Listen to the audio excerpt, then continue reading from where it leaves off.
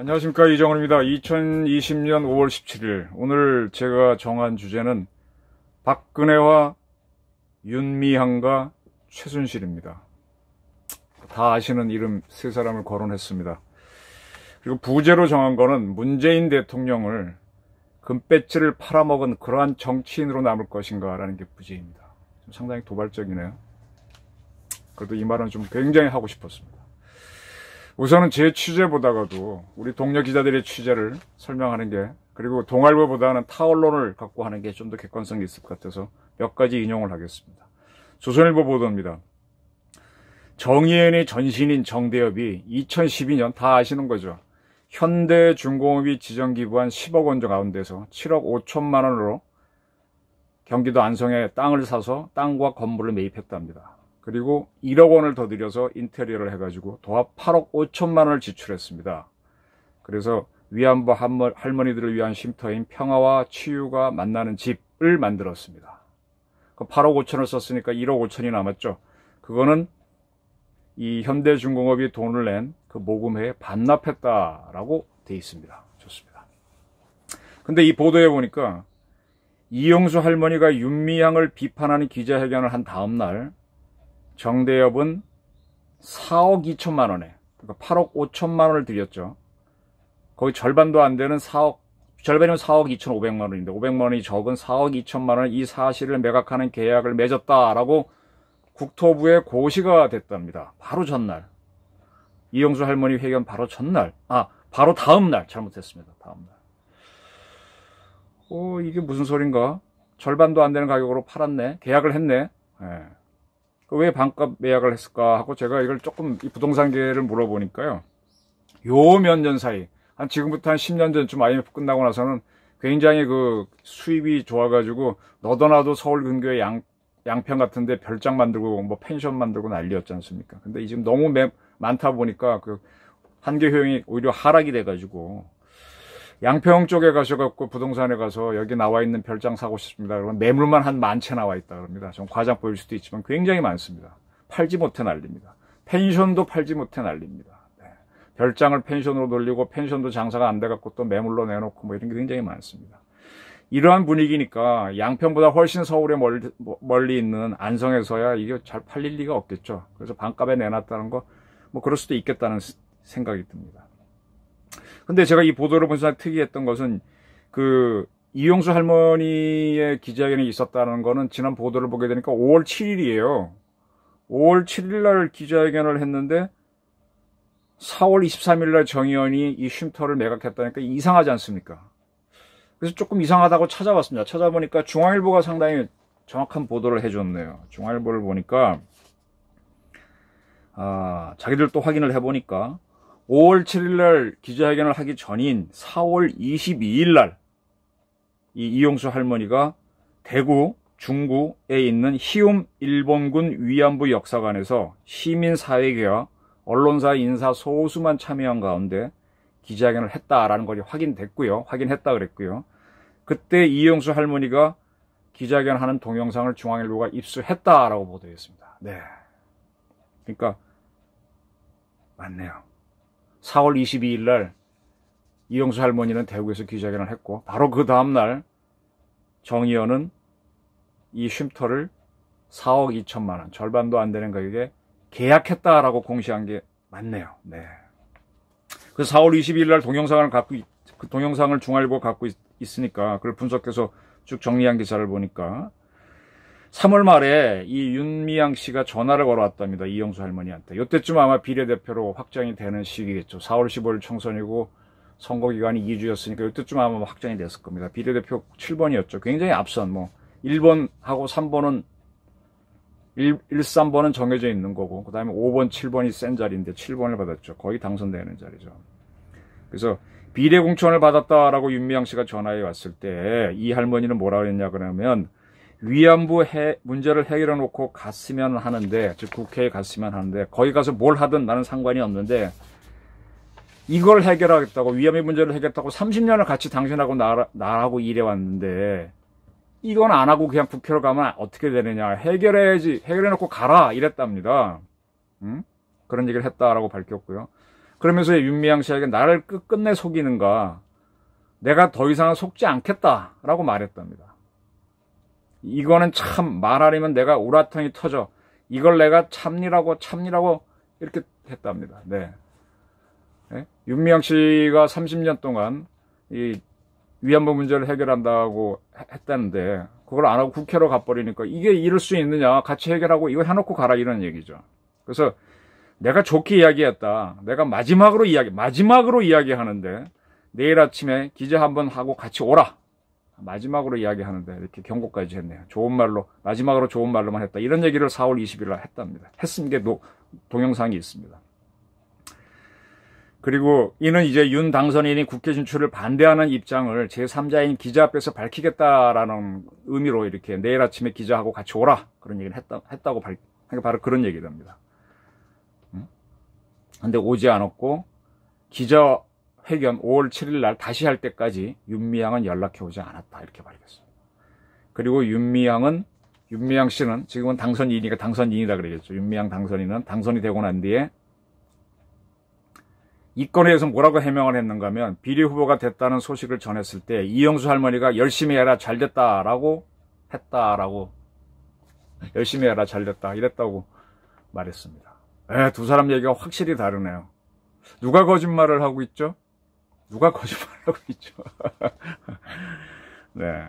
어쨌든 4월 20일 날 이영수 할머니가 기자한 거는 사실이고요. 4월 23일 날 바로 그 다음날 정의연이 이 문제의 쉼터를 반값에 매약 계약했다고 공시한 것도 사실입니다. 이에 대해서 이영수 할머니 다시 한번 옮기면요, 30년을 같이 한 것은 위안부 문제를 해결하자고 한 것인데, 그런데 당신은 국회로 가버리면 되느냐, 해결을 못하면 어떻게 하느냐, 내가 할 것은 따로 있다고 이영수 할머니가 할 것은 따로 있기 때문에 지금 나섰다. 이 위안부 문제 때문에 우리와 일본의 젊은 사람들, 국민들, 이 조마조마한 이런 것들이 있기 때문에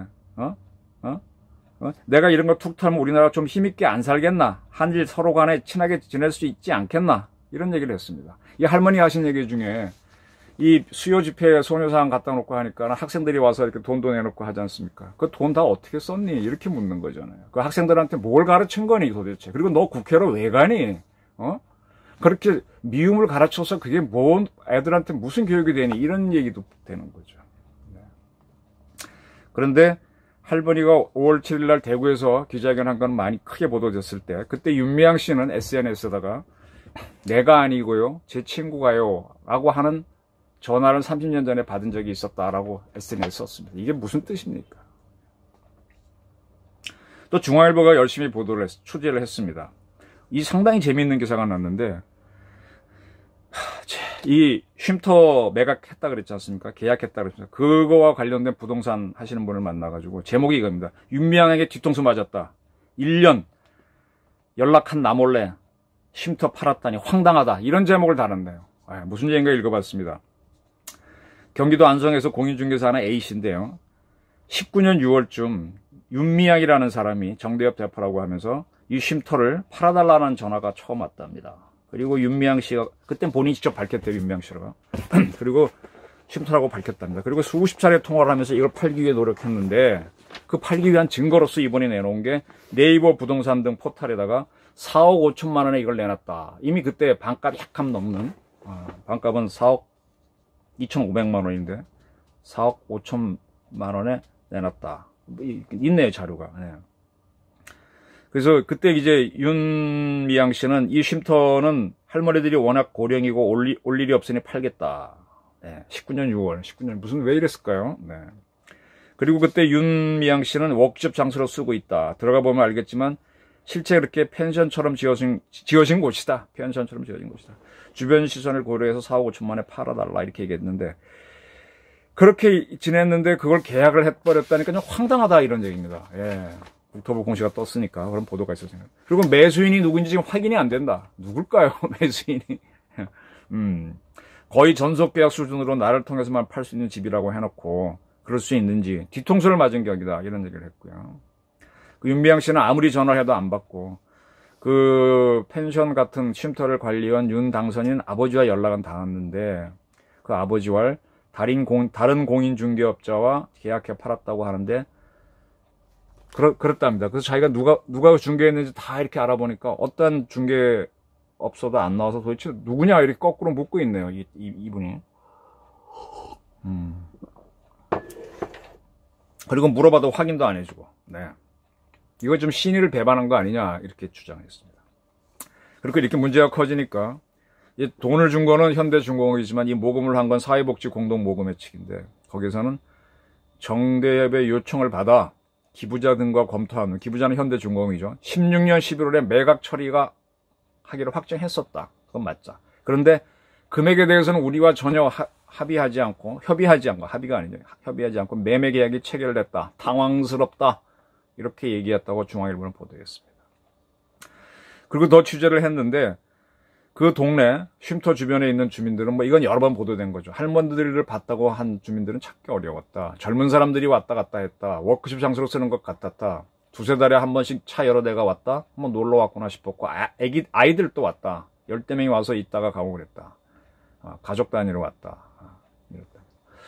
이렇게 되자 정의연이 설명을 했어요. 2014년 1월부터 18년 6월까지 월 120만 원, 18년 7월부터 20년 4월까지 월 50만 원을 그 쉼터를 관리한 윤미향 씨 아버지한테 월급조로 드렸다. 그리고 친인척을 관리인으로 지정한 점은 사려 깊지 못했다. 사과한다. 이렇게 요것만 이제 사과를 했네요. 또 이런 보도가 있었습니다. 이런 보도가 쏟아지는데, 이 윤미향 씨를 비례대표로 공천한, 결국은 이제 본당이죠, 본당. 더불어민주당이죠. 네. 거기 쪽에서는 이 할머니, 윤미향 씨를 편들고 있어요. 네, 참 신기해요. 그 전에 어떤 재산 문제로 양정숙 씨 문제가 나왔을 때는 뭐 고발까지 하는 쪽으로 갔던 쪽 사람들이, 그때 더불어시민당이지만, 이번에는 아주 보호를 하고 있습니다. 좀 이상합니다. 뭐라고 하는가 하면, 술파티를 벌인 정황이 이미 뭐 자기들이 올린 페이스북에 있는 사진이니까. 문제가 있으면 바로잡되 그간의 활동을 폄하해서는 안 된다. 바로잡되 그간의 활동을 폄하해서는 안 된다. 근데 요 이야기가 윤미향 씨에만 적용되고 박근혜 전 대통령한테 적용이 안 되면 이 민주당 사람은 비겁자입니다. 전 그렇게 봅니다. 회계 문제 등을 살펴보고 잘못 처리된 것이 있으면 책임을 질 필요가 있지만, 윤 당선자와 정의연이 30여간 해온 활동의 의미를 축소해서는 안 된다. 네, 이런 얘기였습니다. 예, 좋습니다. 근데 요게 자기네끼리만 통하는 얘기면 안 됩니다. 그게 부정입니다. 제가 참 묻고 싶은 게 있는데요. 지금 정의연 이사장이 이나영 씨입니다. 중앙대 사회학과 교수죠. 여성학 하신 분입니다. 그럼 이런 분들이라면 이 책은 보셨을 거예요. 안 보셨다면 그것도 이상하죠. 존 롤스가 쓴 정의론입니다. 저스티스. 이거 대학원생들 교재로 정치학과 사회학과 거의 다 쓰는 겁니다. 보셨을 겁니다. 그 다음에 몇 해 전에 TV에 EBS에서 나왔나요? 마이클 샌델 교수가 정의란 무엇인가? 아주 많은 사람이 봤었죠. 근데 책으로도 나왔습니다. 이 정도는 보셨을 겁니다. 교수님 출신의 이사장이니까. 물론 이나영 이사장은 윤미향 씨가 당선되고 나서 이사장이 됐으니까 좀 한 달도 안 됐을 겁니다. 좀 본인은 좀 억울하겠지만 굉장히 이렇게 시끄러지고 있는데, 자, 지금 민주당도 이렇게 뒤를 봐주고 있는데, 우리 이나영 이사장님, 학자로서 당신이 생각하는 정의는 뭡니까? 응? 존 롤스의 책은 봤을 거라고 보이고, 샌들 교수의 책 정도도 알고는 있을 거고, 그리고 이 위안부 할머니를 위해서 활동하시겠다고 마음 먹으신 분이니까 당신이 생각하는 정의가 뭔지 한번 대답을 해 주십시오. 여성학을 하신 분이니까. 그리고 저는 정의하고 의리를 헷갈리지 않을 거라고 보는데 한번 해명을 좀 해 주십시오. 자, 김두관 의원이 또 이런 얘기를 했어요. 비본질적인 문제로 본질을 훼손하는 것은 옳지 않다. 정의연과 정대협이 정부가 하지 못한 평화 인권운동으로 세계사적 이정표를 만든 것은 확실하다. 예, 이런 얘기를 했습니다. 좋아요. 그런데 정작 민주당 안에서는 기류가 심상치 않다. 윤 당선자가 해명해야 된다는 우려가 또 나오고 있습니다. 네. 김두관 당선자 아주 이런 얘기 해도 돼요? 응?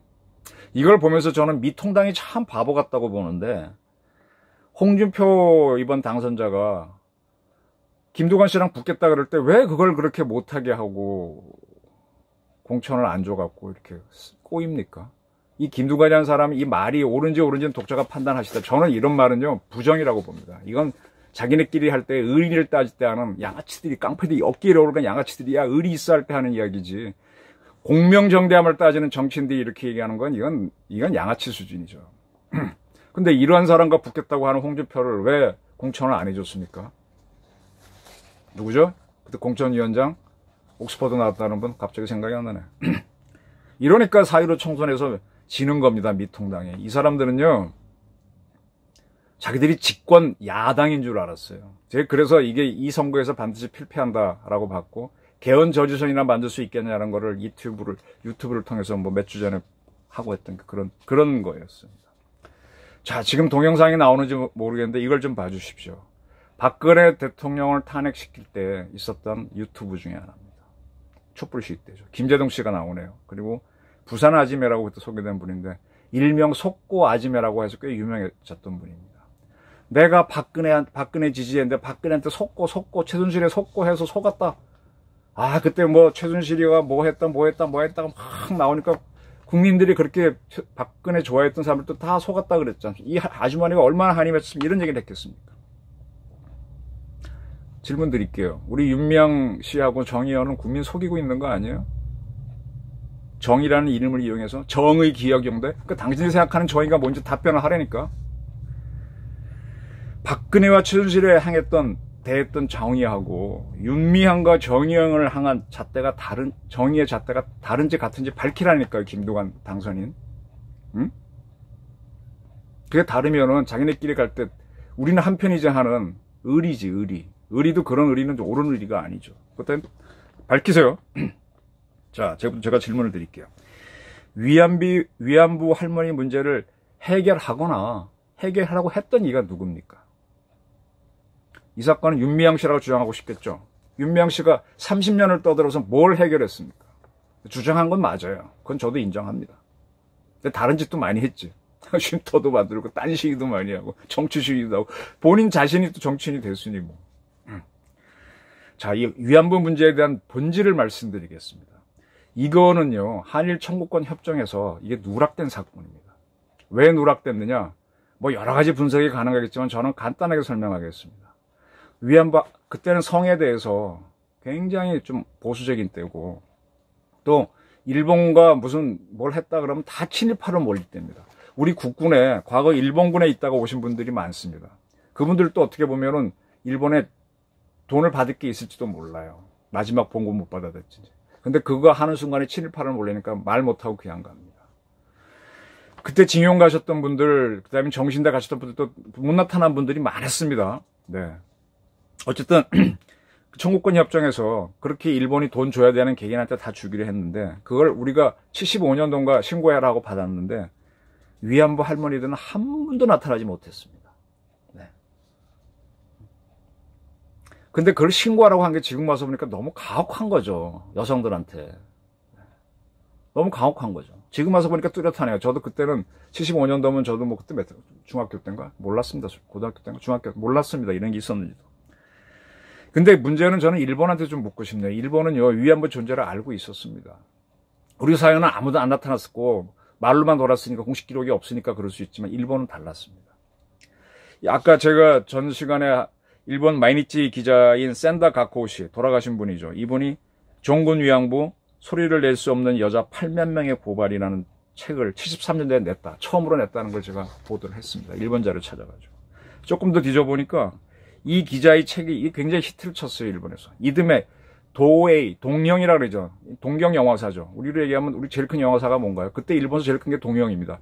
이 동영에서 종군 위안부라는 영화를 만들어서 큰 히트를 쳤습니다. 그 자료를 보니까 그때 주연 배우 누구 이름 다 있습니다. 지금 사진 나오는지 모르겠는데 그 책과 70년도 책과 74년도의 영화 포스터입니다. 너무 오래된 거라서 좀 희미하게 나올지 모르지만 그 일본은 알고 있었습니다. 그럼 75년도에 대한민국이 어떤 그 신고를 받을 때 위안부 할머니 나타나지 않은 걸 일본은 알고 있었던 거죠.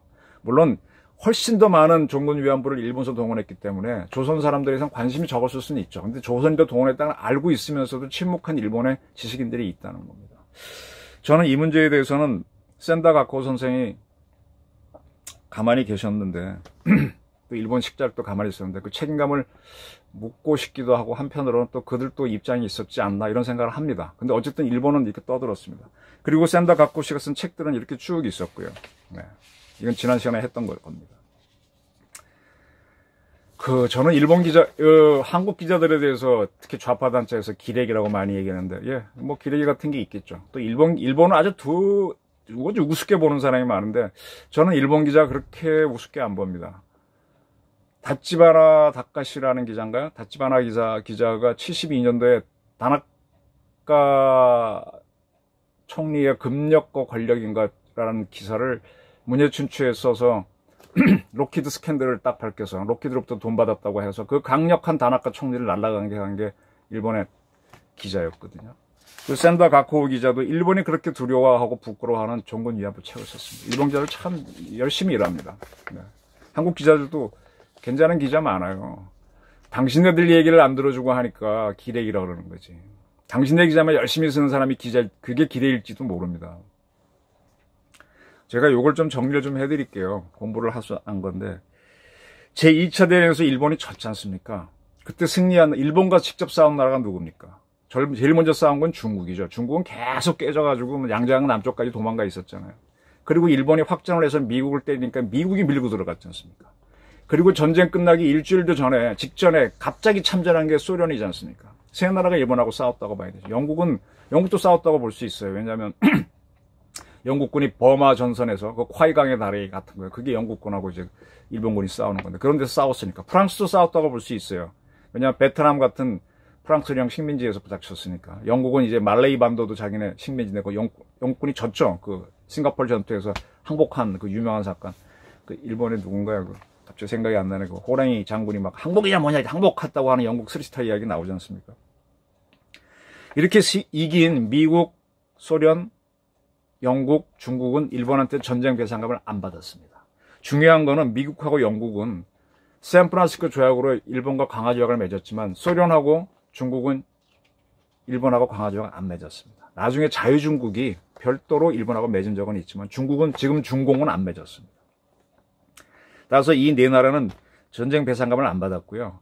전쟁 기간 중에 일본이 점령했던 나라들 있죠. 말레이시아, 뭐 이런 나라, 인도네시아, 베트남 이런 나라들은 일본으로부터 전쟁 배상금을 받았습니다.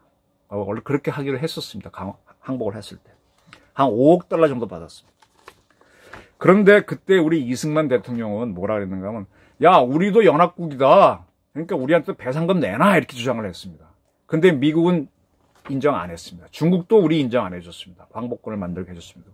소련도 북한 뭐 어쩌고 인정, 물론 안 해줬습니다.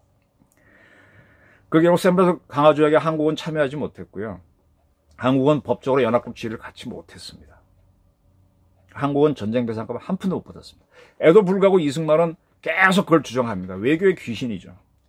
그래서 어떻게 하는가 하면은 일본이 한국에서 철수할 때 일본 모든 재산을 몰수합니다. 근데 이 몰수에도 일정한 룰이 있습니다. 뭐 전쟁이라는 게 확실한 국제법이 있는 건 아니지만 대체적인 룰을 보게 되면요. 어떤 식민 지배를 하던 지역에서 식민지 독립하려는 나라하고 전쟁에서 패배해갖고 철수하는 나라는 자기들이 식민지의 정부 돈으로 만들었던 우리 옛날 과거 중앙청 같은 정부 건물 그런 것들은 당연히 주고 나오고 거기 식민지에 있었던 종주국 주민들이 갖고 있던 재산도 뺏기고 나오는 경우가 많습니다. 그런 경우를 예를 들면은 디엠비엠프 전투에서 프랑스가 그 호지명 군대한테 패해서 물러나지 않습니까? 때문에 그쪽 지역에 있던 베트남 지역에 있던 그 프랑스 정부 재산도 다 뺏기고요. 개인 재산도 다 뺏긴 걸로 제가 알고 있습니다. 그런데 영국은 인도에서 철수할 때 2차 대전 때 이기고 난 다음에 철수할 때 신사적으로 철수합니다. 뭐 100%는 아니지만 이렇게 합의하에 철수합니다. 따라서 영국 정부의 재산은 인도가 다 갖지만 영국은 개인들이 투자했던 재산은 보호를 받습니다. 그건 정부 대 정부지 이건 개인은 별건으로 보는 겁니다. 비슷한 게 1999년도에 같은 2차 대전 때 연합국이죠.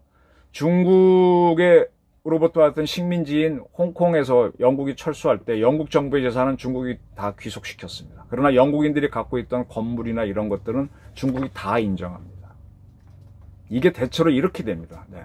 전쟁의 형태로 전쟁은 모든 걸 결정짓는 거니까. 그래서 전쟁으로 딱 만들어진 체제는 전후체제야. 그래서 그다음부터 그게 룰이 되는 거예요. 근데 전쟁이 아닌 경우는 이렇게 합의로 하는 겁니다. 자, 45년도에 일본이 우리 땅에서 철수할 때 우리가 전쟁을 해서 이겼으면 다 뺏어도 저는 된다고 보는데 그게 아니지 않습니까? 그래서 그게 문제가 됩니다. 그래서 일본 정부 재산, 중앙청 이런 건 우리가 다 가져도 돼요. 일본이 투자한 뭐 경부선, 경의선 이런 철도 또 학교 같은 거 다 가져도 됩니다. 뭐 명문 서울고등학교, 지금은 강남 같지만 용산고등학교 이거 다 일본인들이 지은 학교잖아요. 경성제국대학, 서울대학교 다 일본, 우리가 그냥 갖는 거예요. 우리 국가재산이 되는 겁니다. 근데 일본인 개인 재산을 갖는 거에 대해서는 아직도 논란이 있는데 이건 넘어갔습니다. 이승만 대통령이 그걸 개인 재산 다 몰수해 버렸어요. 쌍놈 새끼들 하면서. 그래서 그걸 개인한테 다시 정부가 불화를 해줘서 그 중에 공장 맡았던 사람들 중에 누구는 나중에 오비맥주, 조선맥주 만들고 누구는 건설해서 뭐라고 누구는 뭐 이렇게 되는 겁니다. 우리나라 기업들의 시작이 그거라고 보시면 맞을 거고 그렇습니다. 그때 봐서 집을 받은 사람들은 적산가옥에 살았다 뭐 그런 얘기 하는 거죠. 일본을 적으로 했으니까 적의 재산, 적산이 되는 거고 적산 기업이 되는 거고. 그렇게 해서 이제 우리는 했습니다. 네. 근데 그게 옳은가 고른가에 대해서 일본은 그 후에도 굉장히 많이 문제 제기를 하는데 이승만 대통령 시절에 우리가 한 38억 원 정도의 재산을 개인 재산을 몰수한 걸로 저는 들었습니다. 그거 일본이 국교 정상화할 때 일본은요 뭐 그때 우린 식민지였으니까 우린 정부도 없으니까 일본 동경이나 오사카에 우리가 지어준 정부 건물은 없는 거죠. 근데 우리나라 사람들이 갖고 있던 재산은 있죠. 그거는 우리가 다 팔거나 뭐거나 거래해서 아니면 갖고 나오지 않았으면 지금도 우리 겁니다. 근데 일본 사람들은 우리 있던 걸 뺏겼거든요. 그래서 일본은 국교 정상화할 때 청구권 자금을 오히려 일본이 개인 청구권 자금을 한국 정부에 요구해야 된다는 게 굉장히 강력했습니다. 네, 재산 뺏긴 사람들 많을 거 아닙니까? 근데 그걸 포기했습니다. 그걸 그렇게 합의를 하게 만든 대통령은 박정희 대통령이고 그에 앞서 먼저 재산을 다 몰수해서 나눠줘 버린 대통령은 이승만 대통령입니다. 문재인 당신이 아닙니다. 윤미향 당신이 아닙니다. 노무현 당신도 김대중 당신도 아닙니다. YS도 아닙니다. 역사는 똑똑히 보셔야 됩니다. 이런 적이 있습니다. 2차 대전 이후에 우리가 연합국 신탕 통치를 받아야 한다는 보도가 있어갖고, 뭐, 그 보도를 동아일보가 처음에 반탁으로 보도해갖고, 뭐, 그게 오보다 뭐다 좌파들은 많이 떠들어요. 왜 이렇게 떠드는지 저는 속내를 대충 짐작합니다. 자, 이 신탁 통치라는 개념은요, 1차 대전 때 처음 생기는 위임 통치의 후임으로 보시면 됩니다. 1차 대전 때 연합국이 이겨요. 그때도 독일이 집니다.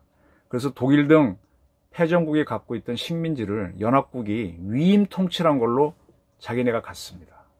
위임 통치. 그러니까 그 나라는 그 식민지는 자치할 능력이 없으니까 주인이 바뀌는 걸 위임 통치라고 해도 무방합니다. 그래서 독일이 갖고 있던 남태평양의 섬들을 일본이 위임 통치합니다. 일본은 연합국이었거든요. 1차 대전 때. 그래서 일본이 그러한 남태평양에 있는 섬들을 남양군도라고 이름 지었고 거기를 다스리기 위한 정부기관으로 남양청을 만듭니다. 그래서 남양군도란 말이 일본은 지금도 쓰고 있는 거죠. 우리한테 만든 건 뭡니까? 조선총독부고. 네. 그 다음에 그 요동반도에 만들었던 건 뭡니까? 거기를 그냥 관동부라고 했으니까 관동도독부를 만든 거고. 식민지를 이렇게 운영한 거죠. 그래서 위임 통치를 했습니다. 그 다음에 그게 끝나고 2차 대전이 일어나고 난 다음에 위임 통치에서 발전한 개념으로 신탁 통치를 윌슨 대통령이 제기하면서 그걸 하게 되는데 그때는 식민지들을 패전국의 식민지는 다 독립시킵니다. 승전국인 영국의 식민지도 많이 독립하게 될 정도니까. 그런데 이 신탁 통치를 누구한테 적용시키는가 하면요. 독일 같은 경우에 독일이 전쟁하기 2차 대전 일으키기 직전에 히틀러가 오스트리아를 합병합니다. 식민지도 아니고 하나의 합병을 합니다. 그때 오스트리아 주민들이요 강제로 합병했다고 주장하는데 법적으로 보게 되면 국민투표 그때 주권자는 당연히 거긴 공화국이니까 주민들이 99% 찬성으로 아마 독일과 하나 되는 걸 동의합니다. 독일 주권자들이 동의했습니다. 그러한 오스트리아를 독일에서 분리시키는 게 2차 대전 합의 조건 중에 하나입니다. 그래서 그 나라를 신탁 통치를 합니다. 유럽 전쟁에선 중국이 안 들어갔으니까 네 나라가 딱 네 개로 쪼개서 합니다. 신탁 통치를 합니다. 그 다음에 독일은 승전한 네 나라가 분할해서 지배하기로 했던 거예요. 네 나라가 합의해서 통치하려고 했던 건데 냉전이 심해지니까 세 개, 영국하고 미국하고 프랑스가 점령한 곳은 합쳐갖고 하나의 서독을 만들어주고 나머지 하나는 소련권 동독에 대해서 나라가 독립시켜줬을 뿐이죠. 그래서 둘은 분단이 되는 거고요. 신탁 통치를 하는 오스트리아는 그때 전쟁 전에는 오스트리아가 하나의 주로 독일에 들어갑니다. 네 나라가 이제 신탁통치를 하고 난 다음에 합쳐서 독립은 시켜주는데 분단은 안 시켰죠. 냉전에도 불구하고. 그러나 냉전이기 때문에 영원한 중립국으로 남도록 합의가 됐습니다. 그래서 오스트리아가 인구가 1000만이 조금 안 되는데 경찰이 한 4, 5만 될 거예요. 근데 걔네 경찰보다 더 적은 2만인가가 군을 갖고 있습니다. 오스트리아 공군은요, 전투기 한 대 없어요. 육군은 전차가 있나? 잘 모르겠어요. 그냥 경찰 수준의 전투기 한 대도 없습니다. 헬기 정도 있고 수송기밖에 없는 공군입니다. 병력도 얼마인데. 그 중립국의 한계입니다. 그때 반탁을 했던 동아일보 기사에 대해서 비판하는 좌파 지식인들이 제법 있는데, 우리가 만약에 신탁 통치를 받아들였으면 분단 안 됐을 수도 있죠. 소련이 전쟁을 차지하지 않을 테니까. 그럼 우리는 영원한 중립국, 무장할 수 없는 나라. 그렇지만 어느 나라가 먹으면 바로 먹히는 나라가 되는 거죠. 이 강력한 중국, 일본, 소련, 그다음에 멀리 있긴 하지만 미국 사이에 둘렸는데 우리가 완벽한 독립이 보장될까요? 무력 하나도 없는 게 좋을까요? 이건 좌파들 지식인 주장을 잘 보셔야 됩니다. 그래서 그게 오스트리아가 바로 합병한 나라에 대해서는 신탁 통치를 하고 전쟁을 일으킨 나라는 분할 통치를 한 게 2차 대전 때의 큰 틀입니다. 일본에 대해서는 일본이 식민 지배했던 지역, 대만과 이런 만주는 중국이 가져갑니다. 그리고 일본이 러일 전쟁 때 뺏었던 남사할리는 소련이 가져갑니다. 그 다음에 나머지 일본 본토는 미국이 지배하는 겁니다. 지금 미국은 일본을 독립시켜줬지만 군사권은 미국이 쥐고 있습니다. 네? 자, 대한민국을 다시 보겠습니다. 대한민국은 그리고 그 전에 오스트리아가 이제 독일의 하나의 주가 돼서 싸웠지 않습니까? 바로 전쟁하기 직전에 합병이 됐는데, 그러고 나서 오스트리아 출신으로서 독일 정부와 군에서 요직을 한 사람들은 전범으로 추적을 당했습니다. 근데 몇 년 안 됐으니까 바로 1년 만에 전쟁 나고 그러니까 간부로 간 사람이 없어. 별로 당하는 사람은 없어요, 오스트리아 사람들은. 근데 나중에 오스트리아 출신으로 유엔 사무총장을 한 사람이 있는데 발트함이죠. 계속 그 사람이 독일군 장교 출신이거든요. 위관 장교입니다. 그게 따라다니면서 저 새끼 나쁜 놈들 계속 나오는 겁니다. 좀 심한 말을 해서 죄송합니다. 그 당시 그랬던 겁니다. 그렇게 추적을 하는 겁니다. 그만큼 전범에 대한 책임은 무서운 겁니다. 발트함이 항상 시달렸죠. 자, 우리 대한민국은요, 대한제국 시절인 1910년에 그때 우리나라의 주권을 군주인 황제가 갖고 있습니다. 황제인 순종이 한일합방 문서에 사인을 하며 그건 지금도 자료가 있습니다. 합병됐죠, 주권자가. 그리고 우리는 35년간 식민지로 있었으니까 그때 태어난 사람이 일본 육사도 가서 일본 군인도 될 수 있죠. 우리나라 지식인들 일본 대학 나오신 분들 많잖아요. 지금은 다 돌아가셨겠지만. 그리고 해방 전국에서 애국적인 행동하신 분 많잖아요. 박정희 대통령이 만주군관학교 나와가지고 일본 육사 유학 갔다 와서 막 친일파라고 욕하는데, 그 욕하는 사람 중에도 과거 경력 보게 되면 일본에서 대학 나오신 분들이 있지 않습니까? 이름 얘기할까요? 친일파는 보기 나름입니다. 자, 홍사익 선생이라고 있습니다. 일본 육사 갔습니다. 만주 대한제국에서 육군 무관학교를 나왔는데 일본 중앙유년학교. 우리나라는 지금 그런 게 지금 막 만들어지는 단계인데 고등학교에 육군 고등학교를 만드는 거예요. 그렇다고 육군 교육도 시키면서 일반 교육도 합니다. 그런 친구들이 일본 육사를 많이 갔어요. 또 해공 중학교도 있어요. 그 사람들이 해산을 많이 갑니다. 지금 미국에는 이제 그런 고등학교가 밀리터리 스쿨이 고등학교 과정에 있는데 우리는 아직은 없고요. 한민고가 약간 이제 그런 걸 따라가는 모습이죠. 민사고 같이 이렇게 제복을 입고 다니면서, 그리고 나중에 이제 뭐 사관학교로 많이 가는 경향이 있는데, 그런 중학교를 나와서 일본 육사를 갔습니다. 그리고 2차 대전 때는 중장, 일본군 중장은 별 둘이 겁니다. 달고 마닐라, 필리핀에서 포로 소장하다가 체포됩니다. 조선인이죠. 그리고 전범으로 몰려서 사형당합니다. 발타임은 사형 안 당했어요. 위관이었으니까. 그러니까 조선인도 일본에서 계급이 높은 사람은 사형당합니다. 계급 낮은 사람들은 사형 안 당하고 들어와서 우리 군에 들어와서 6.25 때 인민군화가 열심히 싸우는데, 그런 사람들을 열심히 욕하는 게 좌파들입니다. 어쨌든 강제로 갔던 학병으로 지원해 갔던 무슨 형태든 간에 조선인들은 일본 사람들하고 같이 전쟁에 나가서 연합군하고 싸웠습니다.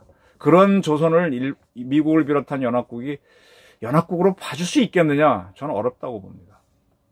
우리 사회는 복잡했습니다, 그때. 그렇게 징용으로 가서, 물론 그분들 중에 일부는 연합국에 투항한 사람들도 있지만 조선인들이 제법 있었다, 그런 사람들도 있었고, 또 그러한 일본과 직접 싸우기 위해서 광복군에 들어온 우리 애국자들도 있었고, 좌파로 가서 조선 이열단 김원봉이 따라다니는 사람도 있었고 그 세력이 합쳐진 게 또 광복군이지 않습니까?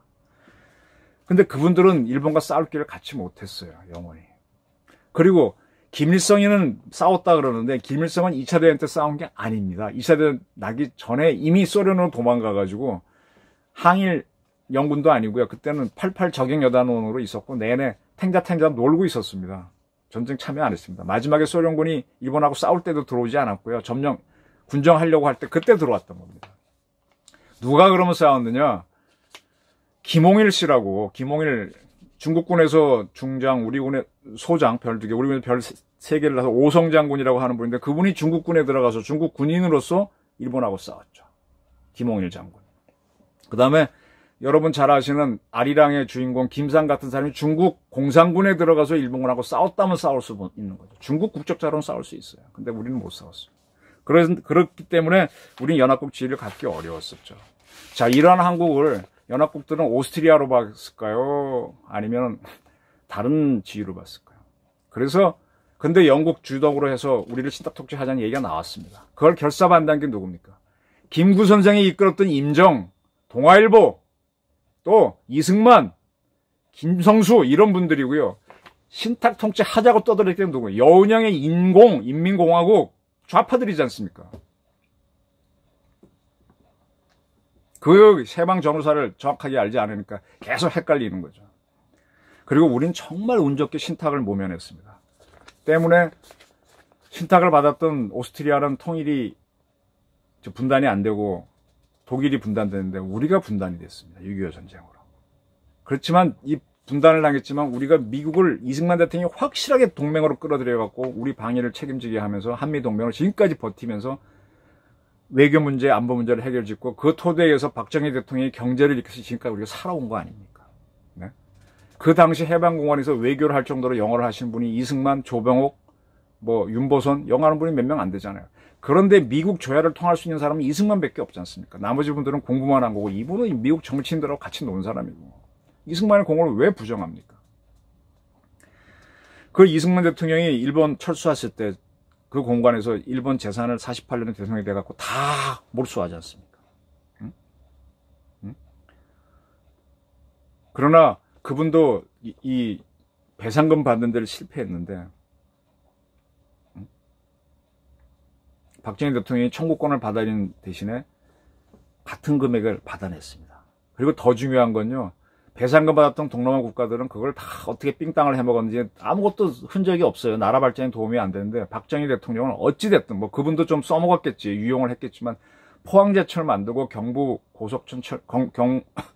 고속도로 만들고 해서 이렇게 발전하게 만들었지 않습니까? 이거는 다른 나라와 비교하면 정말 고마운 겁니다. 근데 그 삥땅 했다고 떠드는 게 좌파들이에요. 요만한 거 가지고 이만한 공은 외면하고 전 참 치사한 좌파라고 봅니다. 네. 더 보셔야 될 게 일본하고 독일이 2차 대전 이후에 일어났습니다. 근데 걔네들은 전쟁 전부터 강국이었고요. 오스트리아도 잘 살아납니다. 우리는 아무것도 없던 농어국가인데 그걸 박정희 대통령이 해낸 겁니다. 이걸 부정하는 게 문재인 이런 사람들입니다. 네. 정신대나 징용으로 갔던 이들이 75년도에 신고하라 돈 주겠다 정부에서 했을 때 신고를 잘 못했습니다. 징용 간분들도 정신대 간분들도 많이 못해갖고 나중에 정신대 위안부 할머니 나타나고 시끄러워지니까 그때 새 나타나셔갖고 2007년도에 지난번에 말씀드렸죠. 노무현 정부가 이미 그걸 남은 돈 정부가 국가발전에 써버렸으니까 그래서 정부 예산 만들어서 한 7천억 만들어서 나눠준 적이 있었죠. 근데 위안부도 이렇게 나눠주려고 했는데 우리 위안부 할머니들이 일본이 사과하라 이렇게 딱 나온 거예요. 사과하라 하면 하죠. 일본은 알고도 침묵했으니까. 그러니까 우리 정부가 요구하면 국민이 주권자가 요구하면 정부는 해야죠. 근데 그 정부가 그걸 해냈어요?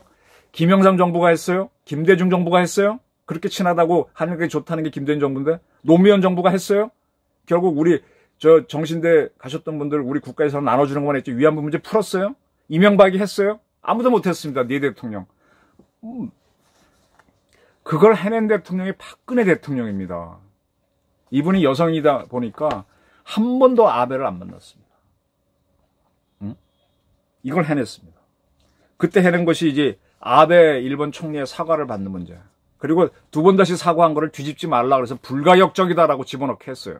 근데 지금 와서는 불가역적을 다른 걸로 해석하죠, 좌파들은. 네? 한국이 받아준 거를 일본이 이제 뒤집지 않겠다. 일본한테 우리가 속아서 한 거를 그렇게 해석하고 있죠. 아, 참 그렇습니다. 그때 일본이 결국 15개 내놓겠다고 뭐 내놓고 말든 그거 성금 받아서 우리 하겠다 그랬는데 그것도 지금 뭐 이 사람들은 부정해놨죠. 자, 그 일본 산케이 특파원의 구로다 가시로 선생이 있는데 그분이 한일 관계도 많이 아시는 분이죠. 그분이 얘기한 게 박근혜 대통령은 아버지의 부담이 있어서 일본에 대해서 매우 강하게 나갈 것이다. 아버지가 못한 것을 반드시 하려고 할 것이다. 그래서 한일 관계는 좋을 수 없다. 그분이 해낼지 안 내올지 지켜보겠다. 한일 관계 좋지 않을 것이다. 이렇게 저한테 예언적으로 한 얘기가 있습니다. 근데 결론적으로 박근혜 대통령은 아버지가 못한 걸 해냈습니다. 박정희 대통령이 빠뜨렸던 위안부 문제를 사과를 받아냈고요. 사과 보고는 박정희도 못 받았던 겁니다. 돈을 받았을 뿐이죠. 그리고 그걸로 재단을 만들었는데 그 재단을 해체하고 한일 위안부 합의를 파기시키겠다 한 게 누굽니까? 문재인 정부 아니에요.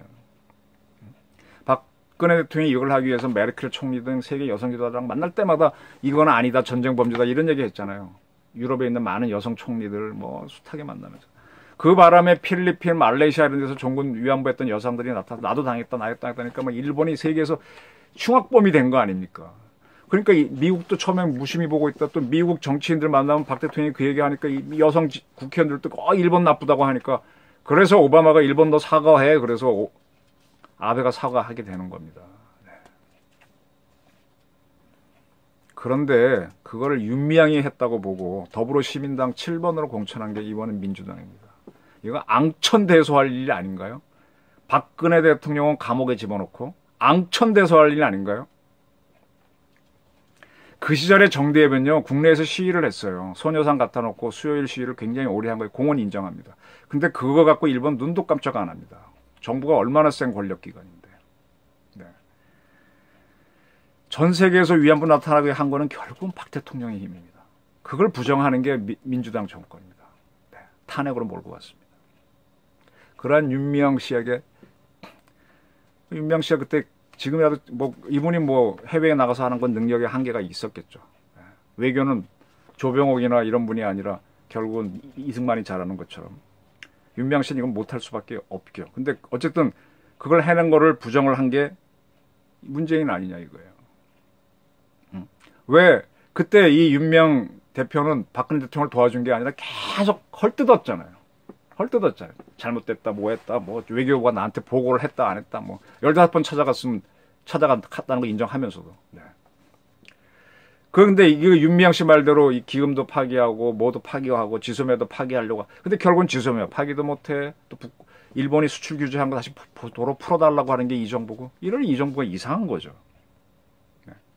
우리는요, 최순실이 어쨌다라는 것 때문에 굉장히 분노하고 박근혜 대통령을 탄핵으로 몰았습니다. 최순실 씨에 대해서 분노한 여러 가지 요인 중에 하나가 그의 딸이 이화여대에 승마 선수라는 이유로 금메달 땄다는 이유로 들어갔다는 것에 분노했습니다. 제가 이건 몇 차례 쓰고 싶다가 아직도 못 쓴 기사인데 이 과정을 압니다. 그때 최순실 딸 보고 금메달 갖고 면접 들어가라고 했던 교수가 있어요. 검찰에서는 이화여대 총장의 지시로 그 교수가 이걸 갖고 들어가서 가라고 그랬고 그것 때문에 심사위원들이 점수를 잘 줘서 부정 입학했다 이렇게 판결을 했습니다. 근데 이 교수는 법정에서 계속 내가 금메달을 갖고 들어가라 그랬다. 우리 총장은 일체 여기에 대해서는 얘기한 적이 없다. 왜 그랬냐 그랬더니 금메달 선수를 체육관에서 받으면 자랑이니까 증명을 딱 해라. 그렇게 해서 하라 그랬다는 겁니다. 최순실한테 부탁이 들어왔다? 부탁은 했는지 모르지만 나는 받은 바 없다고요. 그건 다른 교수한테 했다는 거잖아요. 그 교수님 따로 있잖아요. 누군지 알죠? 그분이 이분한테 얘기를 안 했던 것 같아요. 자기 스스로 그냥 했다는 겁니다. 근데 총장하고 이 교수는 유죄를 받았어요. 이분들은 뭘 잘못한 거죠? 여론재판, 그때 재판관들 정말 정확한 판단을 했다고 보세요? 예? 양심 있어요?